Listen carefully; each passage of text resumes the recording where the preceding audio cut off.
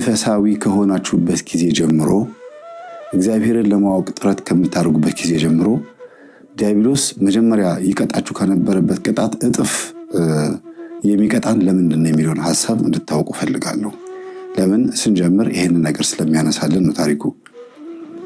እኛ በርግጥ እግዚአብሔርን ከቀረብኩ በኋላ ወይም መንፈሳዊ ከሆንኩ በኋላ ነው ይሄ ነገር ወደ ህይወት የመጣው በጣም ፈተናው በዛብኝ እንላለን እንጂ ፈተና መቼም ተቋርጦ አያውቅም። እንዲያውም አንድ ፈተና ቀሎልናል። እሱም እግዚአብሔርን ባለመቅረባችን ወደ ንስሐ ባለመቅረባችን መንፈሳዊ ሰዎች ባለመሆናችን የሚሰማን የነበረውን የጉድለት ህይወት ወይም ጎዶሎነታችንን ስለሞላ ነው ከሚገጥሙ ፈተናዎች ውስጥ አንዱን አቅልለነዋል።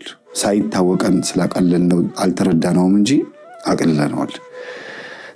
ጭንቀትንና ችግርን ያለብንን ውጥረት ማቅለል ራሱን የቻለ ትልቅ መፍትሄ ስለሆነ ነው።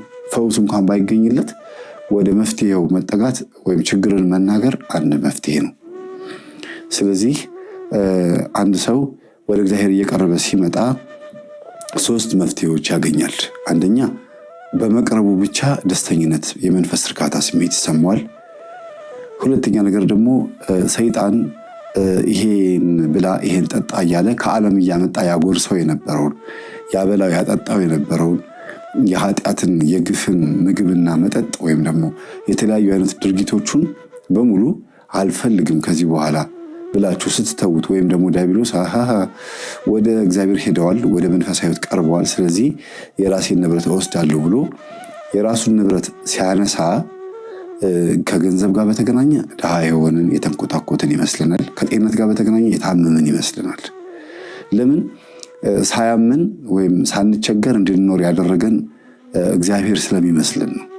ኃጢአትን እስከሰራን ድረስ መጥፎ ነገሮችን እስካከናወንን ድረስ ዲያብሎስ ዝም ብሎ ታግሶን በተለይ ለስጋ ፈቃዳችን የምንፈልጋቸውን ነገሮች እንድናገኝ ኃጢአት የሚሰራበት ነገር ከሆነ ደግሞ የበለጠ በደንብ ጫት መቃም፣ ማጨስ፣ መጠጥ መጠጣት የተለያዩ ነገሮች ነው ዝሙት መፈጸምም ጭምር ስታደርጉ ገንዘብ ቶሎ የሚመጣ ከሆነ ያ ገንዘብ ይመጣ የነበረው በእግዚአብሔር ኃይል ወይም በበረከት አልነበረም።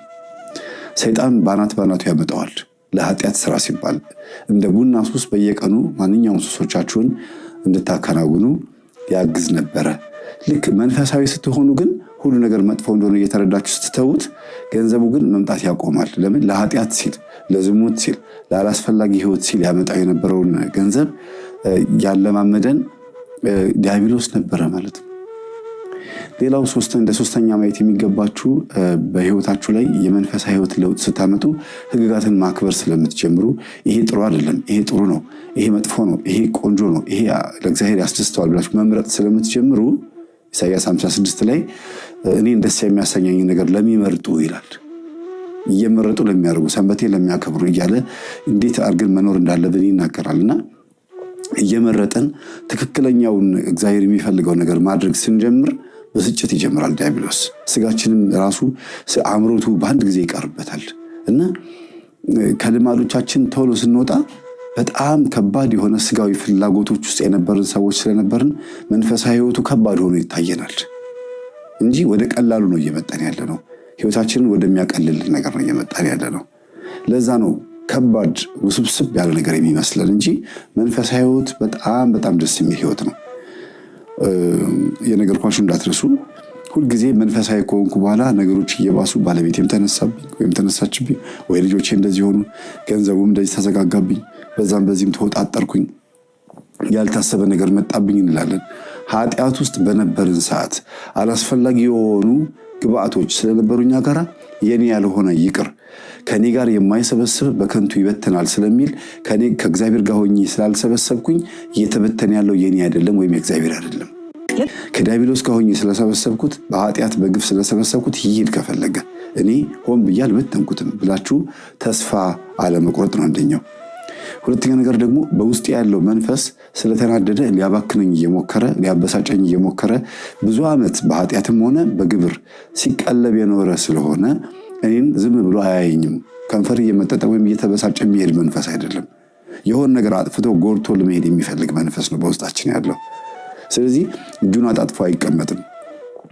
ዲያብሎስ በቻለው መጠን እናንተ ቡጢ ስትሰነዝሩ ሱጤፊ ወይም ደግሞ ከርቀት ሆኖ ድንጋይ መወርወር ስለሚችልበት ወይም ደግሞ ስለሚያውቅበትና አርፎ ስለማይቀመጥ ያንን ሁኔታ መቋቋም የምትችሉበትን ኃይል ስጠኝ ብላችሁ ነው መለመን ያለው።